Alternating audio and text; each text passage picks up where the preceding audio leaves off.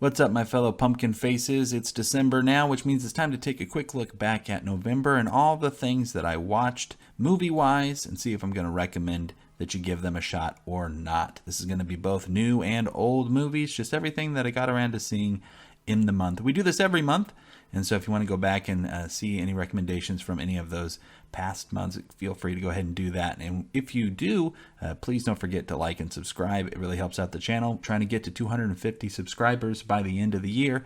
We're getting real close. So thanks again for everybody who's done that. Let's get right to it. First movie that I saw in the month of November was the new Marvel movie, The Eternals, or just Eternals. And I did a full review on this one back when I saw it, and I did enjoy Eternals a lot more than some people, not as much as some others, but I did think that it was a fun MCU movie. It felt pretty different compared to a lot of other MCU things, which is, nice. A couple characters stood out for me pretty well, and I would recommend that people go ahead and give this one a look. In preparing for my Ninja Turtles tier list, I watched Teenage Mutant Ninja Turtles 3, and I do not recommend this movie. Of course, I'll always think it's fun to watch it, but that doesn't mean that I think it is good or that other people will necessarily think that they are going to have a good time watching it. The suits that they use in this don't look great. The action in it is super pared down. It's not that funny. I don't know. There's just not much good when it comes to this Ninja Turtles movie. You're only 3 movies in, and you got to go back in time and introduce a bunch of boring human characters. It's not good. I also watched TMNT, the animated Ninja Turtles movie, which is in the same continuity as the live-action films. This one, if you like Ninja Turtles, I'd say it's good. It does get crazy also, but at least you're with the characters that you know about. Casey Jones is showing up, voiced by Captain America himself, Chris Evans, which is pretty cool. So this one will get a thumbs up from me. Shang-Chi and the Legend of the Ten Rings is also going to get a recommend from me. I really enjoyed this movie. Sad that I didn't get to see it in theaters when it came out. In fact, I think it might be the first MCU movie that I did not see in theaters. I'm sure at some point they'll do a marathon or something, and I'll be able to catch up on it, though. I enjoyed the fantastical elements of this movie, but yet how it still, felt pretty familiar when it came to the structure of it and everything. So, yeah, excited to see what they're going to do with this character moving forward and how he's going to fit into the MCU bigger picture. And so if you haven't seen this one yet, I recommend you go and give it a look. Red Notice is going to be one that I'm conflicted on. I have no want to ever watch this movie again. But while I was watching it, I did have a good time. There were enough moments in it that were fun, and action scenes were, well constructed enough. But I don't know. There's just better things you could be watching. But if it is something that piques your interest, I think you probably would enjoy it. Ghostbusters Afterlife, though, is going to be an easy recommend from me. Some people say it's just nostalgia, but I've seen this movie with people who have no nostalgia for Ghostbusters at all, and they seem to enjoy it plenty. I think the kids in it are really good. I especially think that that little girl is just, I think she's going to go places. I do. I think that it's similar to 11 showing up in that first season of Stranger Things. You see her and you're like, yeah, she's good, and I think she's going to be a successful actress. And then Podcast, I don't know if a character has made me laugh more. I don't know what that says about me, if I'm just getting old and everything, but I liked Podcast. I liked this movie a lot. My biggest thumbs down this month is going to go to Home Sweet Home Alone.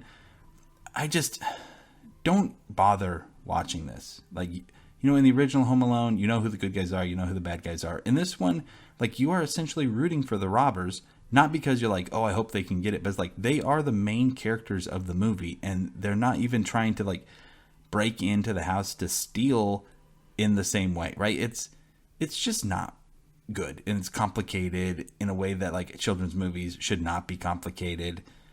Just no.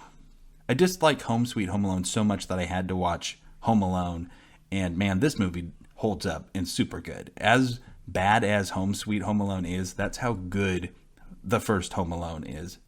I cry at the end of this movie every time, and I don't know, it's just super great. Very funny. Macaulay Culkin's awesome in it. Just the fact that they got this kind of a performance out of a little kid where he just kind of carried the whole movie. It's great. Not to say that he doesn't have a great supporting cast also. Everybody in this first one is just like fantastic. Went and saw Resident Evil Welcome to Raccoon City, and that's unfortunately going to be another thumbs down. I did a full review on this one for the channel. Just disappointed. Really was looking forward and hopeful, optimistic, even after that first trailer came out.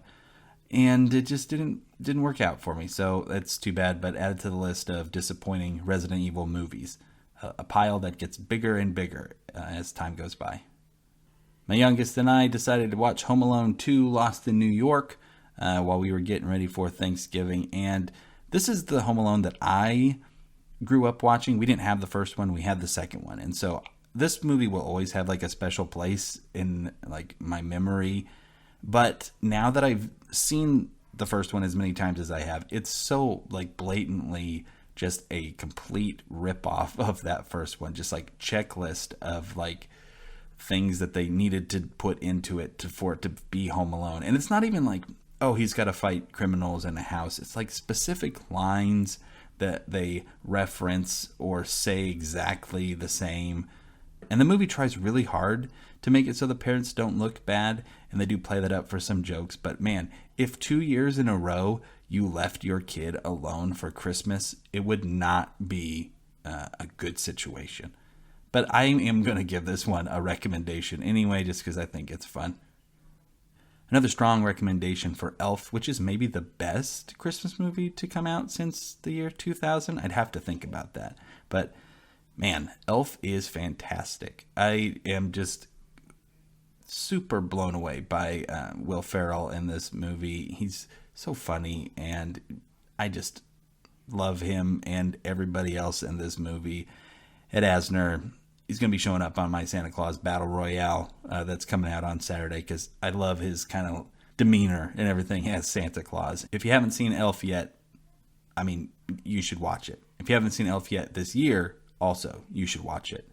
And then the last movie that I saw this month is Encanto, Disney's newest animated movie, musical, and I really enjoyed this one too. I think that not knowing a ton about it going in is probably, I don't know, the best. I mean, that's probably true for most movies. You don't really need to know what it's about outside of the fact that it's about a family who all has magical powers, except for this one girl who does not, and just kind of this adventure that they go on. And yeah, I enjoyed the scale of this movie. Like, too many movies get to be big and like the end of the world and everything, and this movie does not go there. It goes in some different directions than I was expecting, and again, pulling on those heartstrings. Yeah, just really, really enjoyed this movie. A good addition to the, that modern Disney like list that they're building out. Modern Disney is being pretty good. This year, Disney put out some good stuff. And that's going to be it. We're getting into December. I'm sure there's going to be lots of Christmas movies that I'm going to see this month. What is the best movie you watched last month? Let me know in the comments below. Please don't forget to like and subscribe to the channel. I appreciate that. Let's hit that 250. So until next time, you take care, and we'll see you later.